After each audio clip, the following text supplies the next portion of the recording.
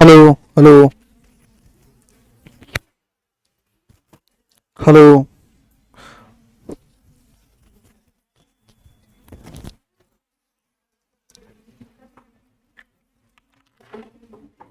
देखिए potential energy stored in a stretched wire, potential energy stored in a stretched wire. Direct formula याद रखेंगे, U बराबर 1/2 into stress into strain into volume. ठीक है, stress into strain into volume. अब कोई पूछे potential energy per unit volume तो क्या हो जाएगा, 1/2 स्ट्रेस इंटू स्ट्रेन। और पोटेंशियल एनर्जी ही क्या है आपकी, वर्क डन है। क्या है, वर्क डन। क्या है, पोटेंशियल एनर्जी ही वर्क डन है। वर्क डन पर यूनिट वॉल्यूम पूछेगा तो क्या बोलोगे, 1/2 stress into strain, stress into strain. तो कोई भी वायर है, मान लीजिए वायर है, उसको हम क्या कर रहे हैं, उसको हम स्ट्रेच कर रहे हैं। तो इसका एरिया क्या है, मान लीजिए ए है, और ये क्या है, एल है, और इसमें एक्सटेंशन कितना ला रहे हैं, मान लीजिए हम डेल्टा एल इसमें मतलब एक्सटेंड कर दे रहे हैं, तो वायर हमारा यहां तक हो जा रहा है। ये क्या हो जा रहा है, एल डैश, तो डेल्टा एल बराबर L dash minus L, L dash minus L, और फोर्स एफ लगा रहे हैं। तो यहाँ पे देखो स्ट्रेस इंटू स्ट्रेन क्या हो जाएगा, यू बराबर 1/2 क्या हो जाएगा, एफ अपॉन ए, और ये बोलो क्या हो जाएगा, डेल्टा एल अपॉन एल, और वॉल्यूम क्या हो जाएगा, वॉल्यूम हो जाएगा ए इंटू एल, ए इंटू एल। ठीक है, हाँ, ये क्या हो जाएगा, ए इंटू एल। तो ए इंटू एल और ए इंटू एल क्या हो जाएगा, कैंसिल हो जाएगा। ए इंटू एल कैंसिल हो जाएगा, तो ये क्या हो जाएगा, ये पोटेंशियल एनर्जी यू बराबर हो जाएगी, पोटेंशियल एनर्जी यू बराबर हो जाएगी 1/2 एफ इंटू डेल्टा एल। इसी को लिख देते हैं 1/2 एफ क्या है, आपका लोड है। क्या है, लोड। और डेल्टा ए क्या है, इलॉन्गेशन है। क्या है, इलॉन्गेशन। कितना एक्सटेंड हुआ ना, उसको इलॉन्गेशन भी बोलते हैं। अच्छा, ये फॉर्मूले याद करने की जरूरत है क्या, जरूरत है इतने सारे फॉर्मूले याद करने की? बिल्कुल भी जरूरत नहीं है। आपका सवाल आएगा, आप कर लोगे। आपको पता है कि पोटेंशियल एनर्जी क्या होती है, 1/2 stress into strain into volume. पर यूनिट वॉल्यूम पूछेंगे तो अपॉन भी कर देना, अपॉन भी कर देना। डायरेक्ट पोटेंशियल एनर्जी पूछेंगे तो 1/2 स्ट्रेस इंटू स्ट्रेन, ठीक है, इंटू वॉल्यूम। ये देखो यहाँ का लिखा हुआ ना पोटेंशियल एनर्जी, और वॉल्यूम क्या है बेटा, ये अगर टोटल एरिया इसका ए है और लेंथ कितनी है एल, तो वॉल्यूम कितना हुआ, ए इंटू एल। बस ए इंटू एल लिख देना हमको। वहां से ए एल कट गया तो एफ आ गया 1/2 एफ। एफ क्या है, what is F, F load है। क्या है, लोड है। फोर्स लगा रहे हैं ना, तो क्या है वो, लोड है। तो load into extension, load into extension. तो चाहो तो इसके फॉर्म में याद रखो, और यही आपका क्या है, यही आपका वर्क डन भी है, यही आपका क्या है, वर्क डन भी है। तो लिख लो जरा, इसको लिख लो, इसको लिख लो, इन सबको लिख लो।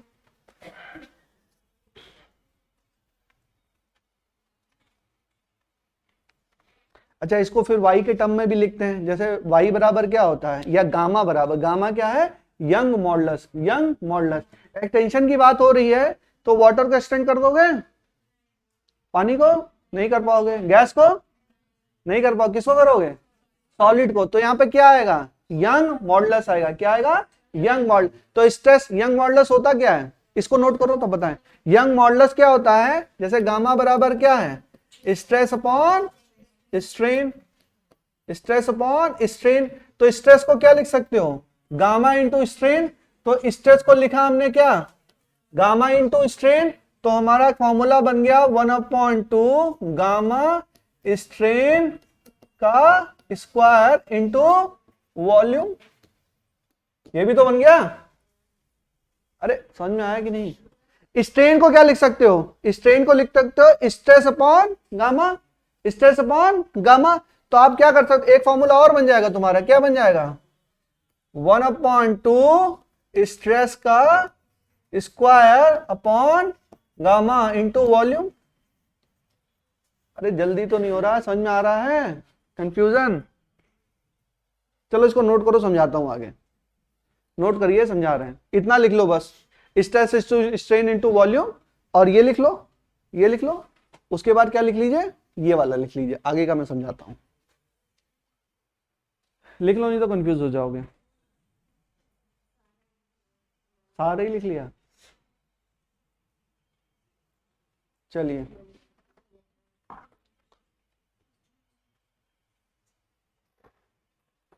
चलें आगे चलें।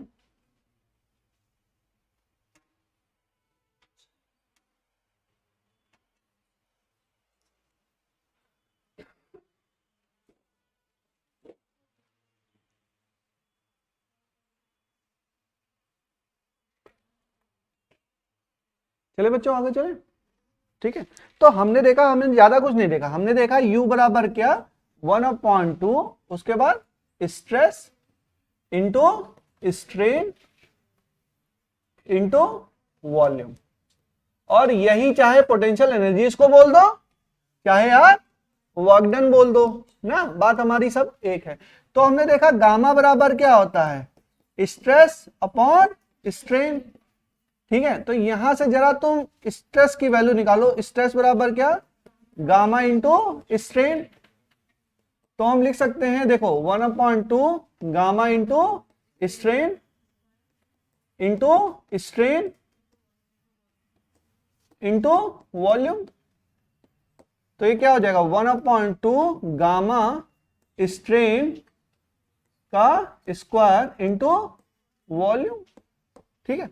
और यहां से आप स्ट्रेस भी लिख सकते हैं, अरे स्ट्रेन भी लिख सकते हैं। स्ट्रेन क्या हो जाएगा, स्ट्रेस अपॉन गामा। अगर उसकी वैल्यू लिखोगे तो डायरेक्ट लिख रहा हूं 1/2 क्या हो जाएगा, स्ट्रेस का square upon gamma into volume. खत्म हुई कहानी। आपको पता है, केवल आपको क्या समझना है, पोटेंशियल एनर्जी बराबर 1/2 stress into strain into volume. अब पर यूनिट वॉल्यूम बोलेंगे तो वॉल्यूम से डिवाइड कर देंगे, नहीं बोलेंगे तो F/A delta L by L रखेंगे, इंटू AL लिख देंगे, AL कैंसिल हो जाएगा, क्या आ जाएगा 1/2 load F into elongation delta L, load into elongation. सवाल आता है, इंपॉर्टेंट है ना, वो फॉर्मूला इंपॉर्टेंट है। बाकी ये सारी चीजें आपको कन्वर्ट करना आना चाहिए। चलिए क्वेश्चन करते हैं। हो गया, नोट हो गया बच्चों।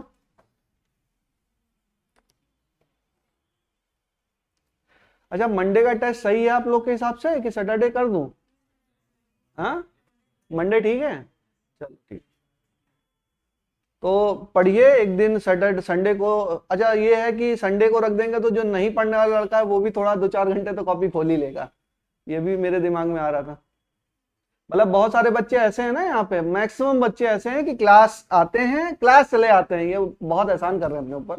क्लास चले आते हैं, उसके बाद कॉपी क्या है, बैग जाके रख दिया, फिर जब आना होता है उससे पहले बैग उठाए और चले आए। लेकिन वो बच्चा भी संडे को जब बैठेगा और मंडे को टेस्ट है तो शाम को 1-2 घंटा पढ़ लेगा, इतना मुझे लगता है। लेकिन उतना ऐसे कुछ होने वाला नहीं है ना, तो मेहनत, थोड़ा एक्सीलेटर बढ़ाइए, गियर बढ़ाइए, अपने गाड़ी का गियर बढ़ाइए। समय आ गया, डेट आ गई। चलिए लिखिए, a wire suspended vertically from one of its and, a wire suspended vertically, a wire suspended vertically, a wire suspended vertically from one of its end is stretched by attaching a weight. A wire suspended vertically from one of its end is stretched by attaching a weight of 200 Newton. 200 Newton to its lower end, to its lower end. The wire suspended vertically from one of its end is stretched by attaching a weight of 200 Newton to its lower end. The weight stretched by the wire, the weight stretches the wire, the weight stretches the wire by 1 mm. Then the energy stored in the wire, then the energy stored in the wire will be then the energy stored in the wire will be, बोलो भाई। अरे एक wire है, wire में क्या है, 200 Newton का wait क्या कर रहे हैं हम, लटका दे रहे हैं। तो ये क्या कर रहा है, वायर को स्ट्रेच कर दे रहा है। कितना स्ट्रेच कर रहा है, 1 mm स्ट्रेच कर रहा है। तो कितनी पोटेंशियल एनर्जी इसमें स्टोर हो जाएगी, बोलो। अभी फॉर्मूला बताया था, क्या है फॉर्मूला, पोटेंशियल एनर्जी, ध्यान आया, 1/2 stress F upon A, strain delta L upon L, volume A into L, क्या हो जाएगा 1/2 F into delta L। F क्या है, लोड, डेल्टा L क्या है, एक्सटेंशन दिया तो है सब। 1/2 200, बोलो 1 इंटू 10⁻³ अरे भाई 1 mm है ना, तो क्या हो गया 100, बोलो 0.1 जूल। हो गया क्वेश्चन। अरे टफ है क्या, कुछ है ही नहीं सवाल में, पता होना चाहिए आपको, पता है तो सवाल हो जाएगा। हो गया सब लोगों से। अच्छा जूल क्यों आ गया, क्योंकि पोटेंशियल एनर्जी है, ठीक है। चलिए एक क्वेश्चन और। अब देखो नीट में आया हुआ सवाल है, कितना गंदा सवाल, छोटा सवाल, मतलब ऐसा सवाल पूछ के बेइज्जती कर देते वो लोग ना। चलिए लिखिए, बेइज्जती नहीं है उनको, इतने सारे कॉन्सेप्ट है ना बेटा, कॉन्सेप्ट याद रखना ही बड़ी बात है भाई। नीट में टफ नहीं पूछेंगे सवाल, टफ नहीं है कि बहुत अंदर घुस के पूछेंगे। टफ सवाल मतलब मान लो 10% सवाल टफ होंगे, तो 10% तो आपकी रैंक निर्धारित करेगा एकदम, जो टॉप 100 में लड़के आते हैं या टॉप 200 में आते हैं या चलो टॉप 1000 में आते हैं। लेकिन अगर सिलेक्शन तुमको लेना है 600 650 नंबर, 620 625 630 तक लाना है, 650 तक लाना है, तो फिर टफ सवाल छोड़ को भी दोगे तो कोई फर्क नहीं पड़ेगा तुमको।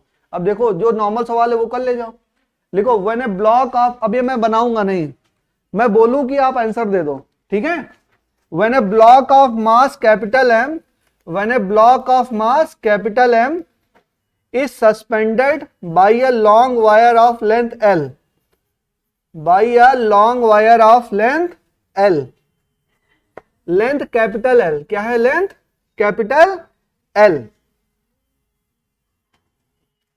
the length of the wire become capital L plus small l, the length of the wire become capital L plus small l,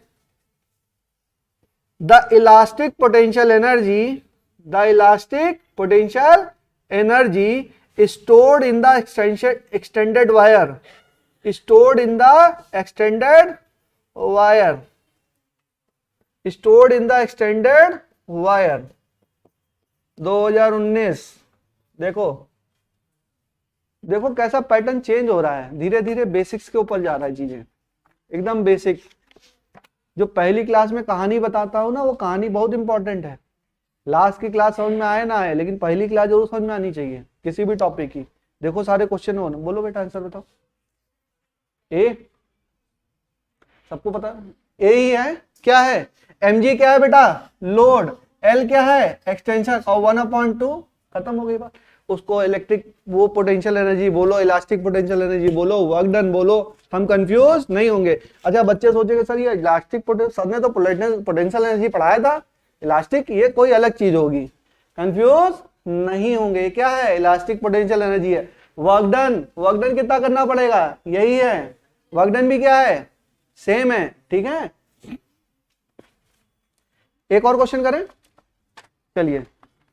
देखा कितना, अब ये नीट 2019 का सवाल है, लग रहा है आपको, नहीं लग रहा है, मतलब ये इजी नहीं है सवाल, मैं नहीं बोला इजी। जब सवाल आएगा ना तो कंफ्यूज हो जाओगे, कहोगे अरे ये तो सर तो पोटेंशियल एनर्जी पढ़ाए थे, ये तो इलास्टिक वाला कुछ अलग चक्कर है ना। कंफ्यूज नहीं होगे, सवाल लगाए रहोगे तो हो जाएगा। चलो एक क्वेश्चन और करते हैं, इसका आंसर बताइए तुरंत। If S is stress, S क्या है आपका stress, y is young modulus, y है आपका यंग मॉडुलस, तुरंत बताइए, देखे कौन जल्दी बताता है। Young modulus of the material of wire, then energy stored per unit volume, energy stored per unit volume, अब देखो बार बार शब्दों का हेर फेर है, इधर उधर कर रहे हैं। Energy stored per unit volume, बताओ आंसर तुरंत।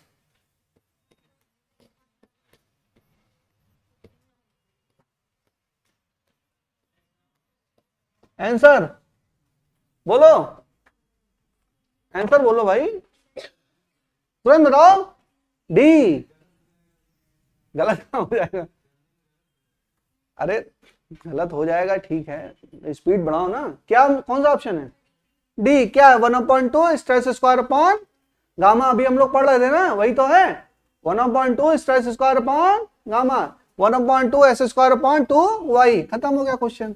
ये भी आया हुआ, पुराना आया हुआ सवाल है, उड़ीसा पीएमटी में आया हुआ सवाल है, जब चलता था कभी उड़ीसा का पीएमटी अलग चलता था। चलिए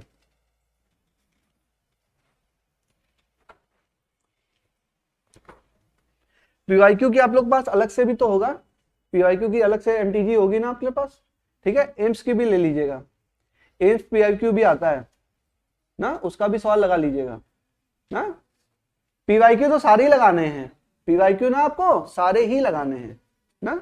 एम्स का भी आता है, वैसे नहीं भी लगाओ तो कोई दिक्कत नहीं है, मैं टेस्ट फर्स्ट में डाल ही दूंगा आपको कि कहीं ना कहीं टेस्ट में आपके आ ही जाएगा, ठीक है।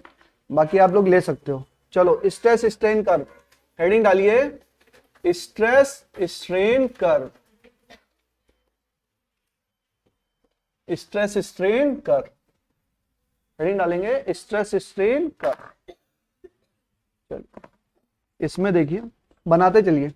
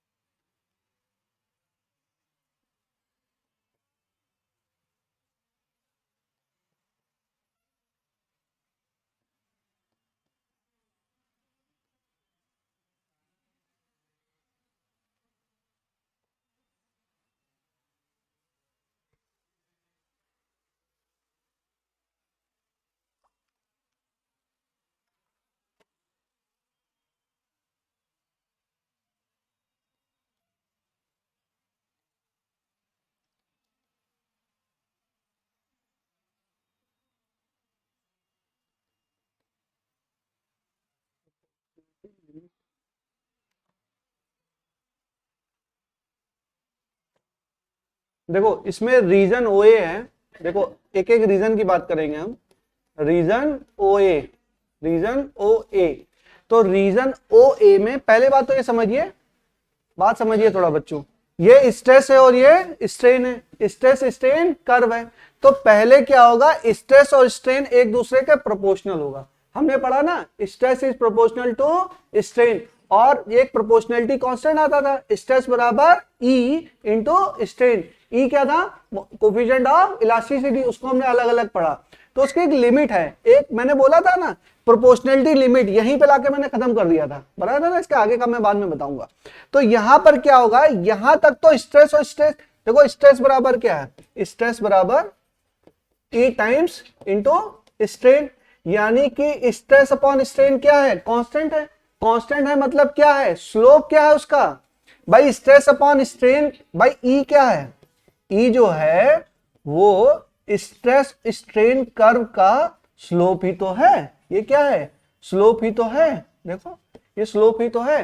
तो ये क्या हुआ, ये हमारा क्या है, शुरुआत में जब तक हमारी प्रोपोर्शनैलिटी लिमिट है तब तक ये स्ट्रेस स्ट्रेन क्या है, हमारा कांस्टेंट है, मतलब इसका स्लोप क्या है, इसका स्लोप हमारा कांस्टेंट है, समझ में आया, स्लोप क्या है हमारा, कांस्टेंट है।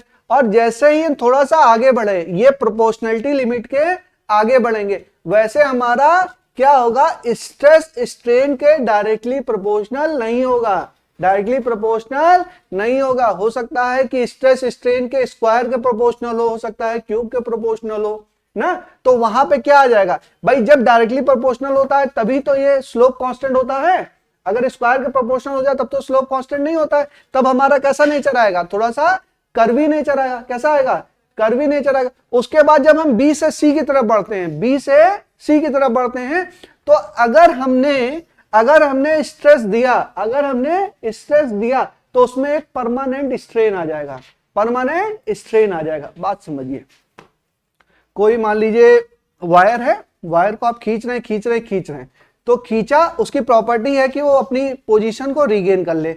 वायर को हमने खींचा, स्प्रिंग ले लीजिए, स्प्रिंग को हमने खींचा, वो प्रॉपर्टी है कि वो क्या हो, अपनी शेप को रीगेन, फिर हमने खींचा और खींच दिया, ऐसे खेलते ना, खेलते तभी उसको और चौड़ा कर दिया, तो क्या हो जाएगा, उसमें परमानेंट स्ट्रेन आ गया, permanent deformation in length. Strain का मतलब क्या है, डेल्टा एल बाई एल, क्या है, डेल्टा एल बाई एल। तो परमानेंट स्ट्रेन जब हम सी पे चले गए, देखो जब हम सी तक पहुंच गए और सी पे पहुंचे और सी पे हमने स्ट्रेन क्या कर दिया, अगर हमने स्ट्रेस अपना जीरो भी कर दिया तो ये देखो स्ट्रेन आ रहा है, स्ट्रेन क्या है, स्ट्रेन जीरो नहीं है, स्ट्रेन जीरो नहीं है, तो कुछ ना कुछ स्ट्रेन क्या हो गया, सी वाले पॉइंट पे स्टोर हो गया, उस वाली लेंथ में क्या हो गया, कुछ ना कुछ स्टोर हो गया। उसके बाद ये जो C2D है, C2D है, इसका मतलब है कि इसके अंदर प्लास्टिक नेचर आ गया, कैसा नेचर आ गया, प्लास्टिक नेचर है, खींचते जाएंगे वो खिसता जाएगा, खींचते जाएंगे वो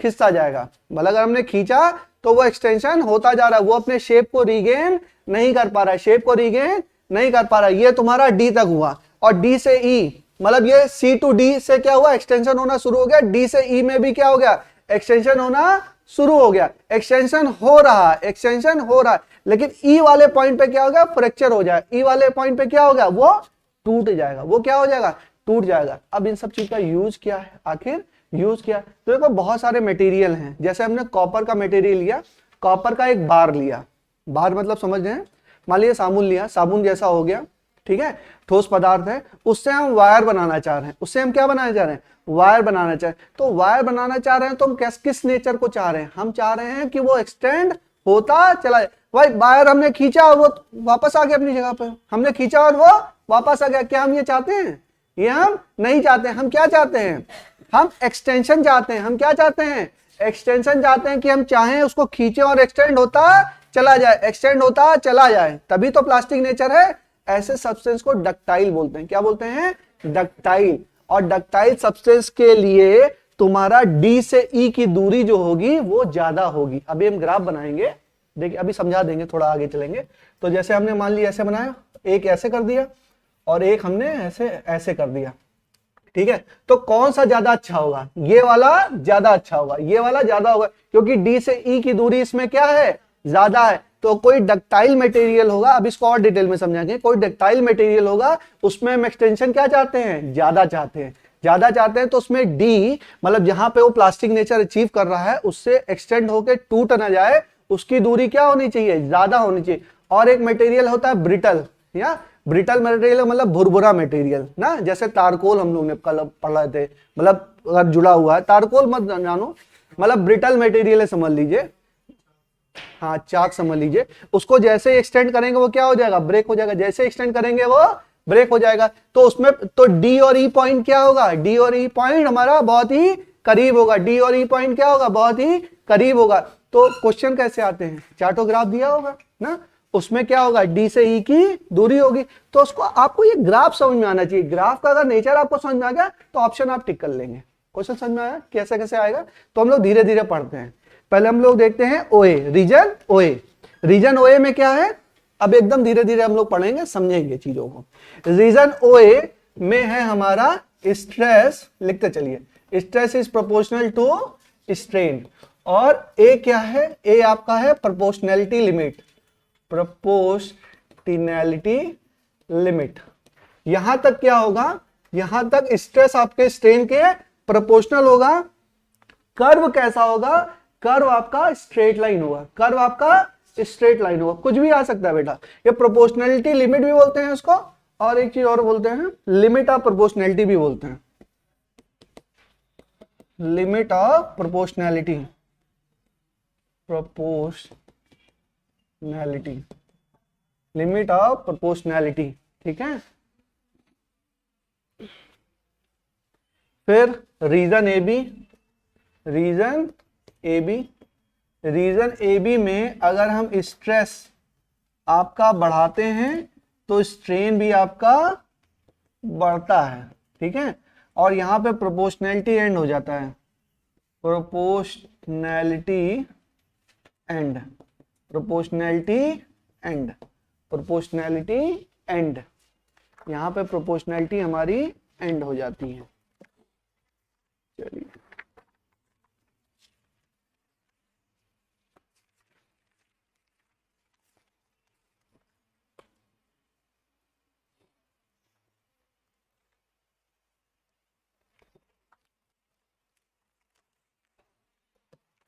उसके बाद लिखिए अप टू पॉइंट बी, ये इतना लिख लिया बच्चों आपने, हो गया, नोट करो नोट करो।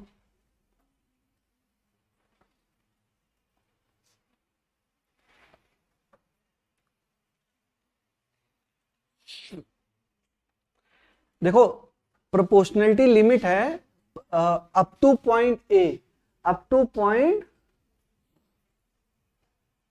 ये अप टू पॉइंट बी, मतलब स्ट्रेस स्ट्रेन क्या होता है, प्रोपोर्शनल तो नहीं रहता है, लेकिन इसको बोलते हैं इलास्टिक लिमिट। क्या है, इलास्टिक लिमिट। ये देखिए, ये आपकी है, ए क्या है, प्रोपोर्शनैलिटी लिमिट है, और बी क्या है, इलास्टिक लिमिट है। इलास्टिक लिमिट या इसी को बोलते हैं यील्ड पॉइंट। क्या बोलते हैं, यील्ड पॉइंट। थोड़ा ध्यान से समझेंगे, ये है प्रोपोर्शनैलिटी लिमिट। प्रोपोर्शनैलिटी लिमिट का मतलब है stress is proportional to strain.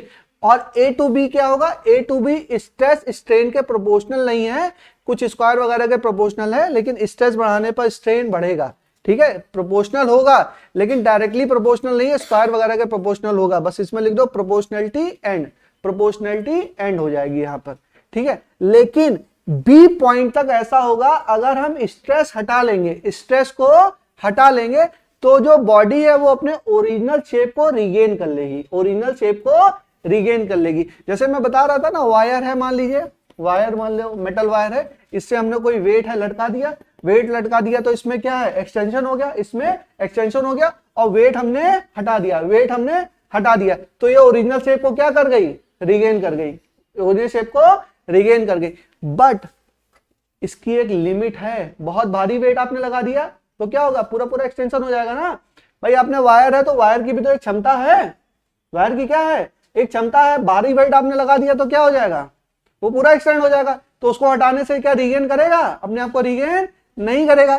तो यही हमको ग्राफ में समझना है। ये कौन सा ग्राफ है, स्ट्रेस स्ट्रेन ग्राफ है ना। तो जैसे हम पॉइंट बी तक पहुंचे, पॉइंट बी तक पहुंचे तो यहां तक क्या है, यहां तक अगर हम स्ट्रेस को हटा लेंगे तो बॉडी अपने शेप को रिगेन कर लेगी। तो इसमें लिखो अप टू पॉइंट बी, ये दो चीजें लिख ली, ये दो चीजें लिख ली। अब लिखो up to point B, up to point B, up to point B, up to point B, इसमें लिखो on removing deforming force, on removing deforming force wire return to the original position, wire return to the original position. that means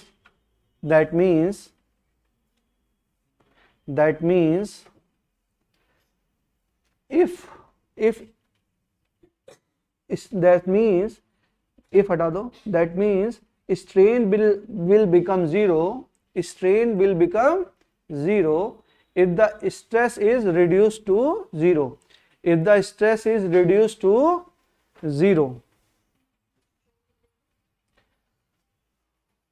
If strain will become zero, then strain will become zero if stress is reduced to zero.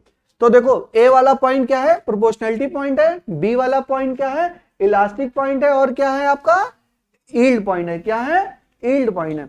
लिखो, फिर लिखो after elastic limit. After elastic limit.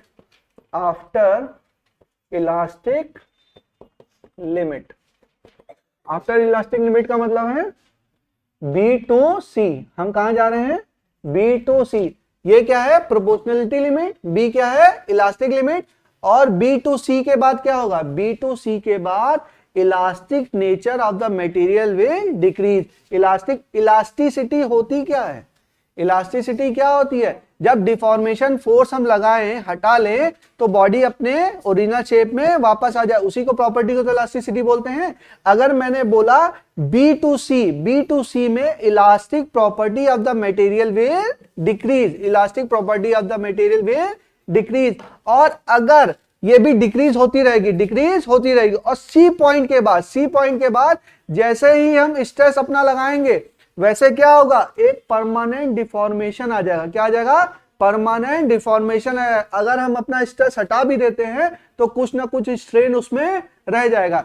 Simple example, जैसे spring था, spring को हम stretch कर रहे हैं, उसमें कुछ फोर्स लगा रहे हैं, कुछ ज्यादा फोर्स लगा दिया तो बढ़ जाती है ना स्प्रिंग, क्या हो जाती है, परमानेंटली स्ट्रेन हो जाती है ना. पहले तो थोड़ा खेलते रहो तो वापस आती रहती, फिर जो लगा दिया आपने तो क्या हो गया, परमानेंट उसमें स्ट्रेन आ जाता है.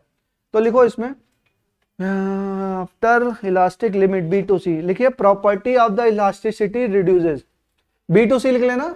फिर लिखो property of the elasticity reduces and tendency to return to original position decreases.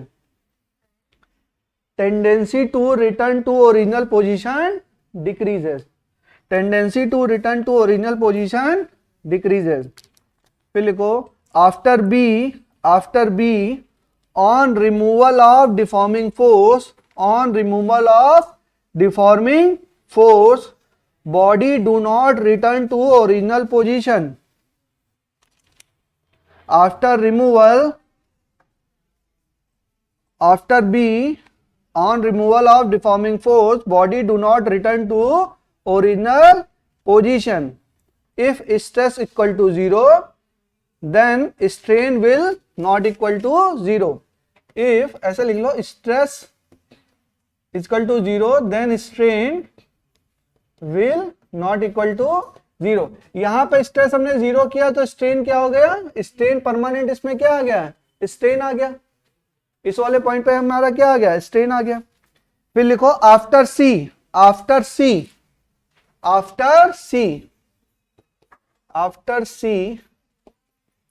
property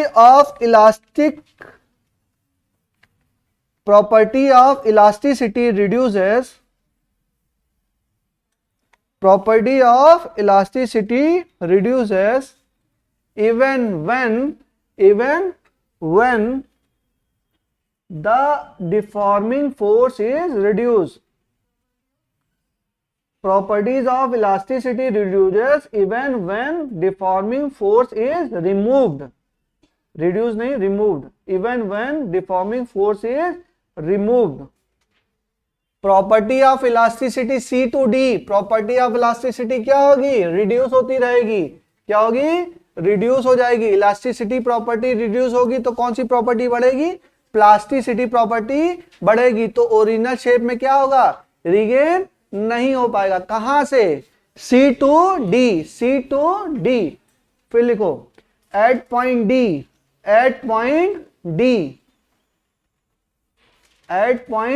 D maximum stress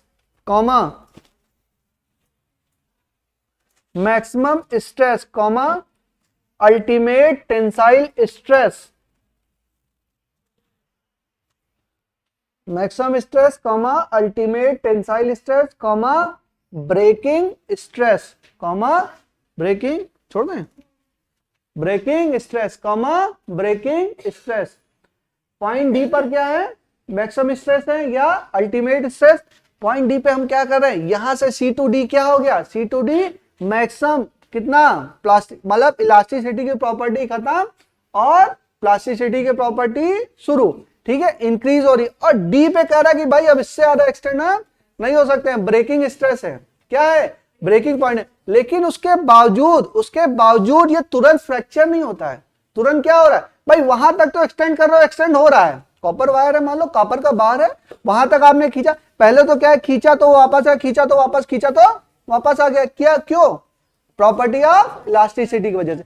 फिर हमने खींचना उसको शुरू किया तो उसकी इलास्टिसिटी प्रॉपर्टी बढ़ रही है, तो इलास्टिसिटी ये पहले तो क्या हुआ, ये प्रोपोर्शनलिटी, पहले प्रोपोर्शनलिटी लिमिट खत्म हुई, उसके बाद कौन सी, इलास्टिक लिमिट खत्म हुई, फिर हमारी सी क्या हुई, सी पॉइंट पे हमारा क्या हो गया, हाँ ये क्या है, इलास्टिक लिमिट है, ये क्या है, इलास्टिक लिमिट है।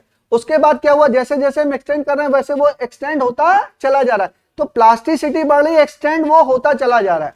और सी पॉइंट पर, अरे डी पॉइंट पर क्या बोला कि भाई अब इससे ज्यादा हम एक्सटेंड नहीं हो सकते, इससे ज्यादा हम एक्सटेंड नहीं हो सकते, उसके बावजूद भी वो ब्रेक नहीं हुआ, उसके बावजूद भी वो ब्रेक नहीं हुआ।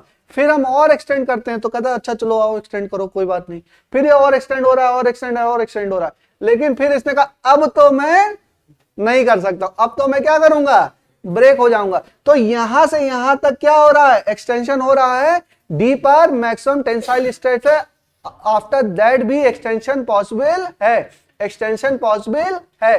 तो हम कह रहे हैं कि एक्सटेंड हम कर रहे हैं, कोई मटेरियल है जिसकी प्लास्टिसिटी प्रॉपर्टी बहुत अच्छी है या डक्टाइल मटेरियल है, वो पॉइंट डी के बाद भी क्या करेगा, एक्सटेंड होगा, डी के बाद भी एक्सटेंड होगा। तो अगर कोई अच्छा मटेरियल है, डक्टाइल मटेरियल है जिसको हम एक्सटेंड करना चाहते हैं, तो वहां पे डी और ई के बीच की दूरी ज्यादा होगी, डी और ई के बीच की दूरी ज्यादा होगी। और मैं कहूं कि नहीं बस खींचा और टूट गया, तो वहां पे डी और ई के बीच की दूरी कम होगी, उसको मैं बोलूंगा, उसको मैं ब्रिटल मटेरियल बोलूंगा, क्या बोलूंगा, ब्रिटल मटेरियल बोलूंगा। तो इतनी बात समझ में आई, लिखो एट पॉइंट डी लिख लिया, फिर लिखो एट ई, एट ई, एट ई, ई कौन सा पॉइंट है, फ्रैक्चर पॉइंट है, क्या है, फ्रैक्चर हो गया। चलिए तो ई पॉइंट पे हमारा हो गया फ्रैक्चर। चलो थोड़ा सा पढ़ के आइएगा, बस 10 मिनट का और बचा है ना।